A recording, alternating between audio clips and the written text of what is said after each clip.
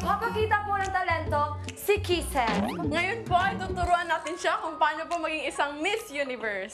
Okay. Ang una pong step ay kailangan straight ang back. Ang sakit naman eh. 1, 2, 3, straight back. Straight back. Kailangan nakalabas ang boobs. Wala akong ball.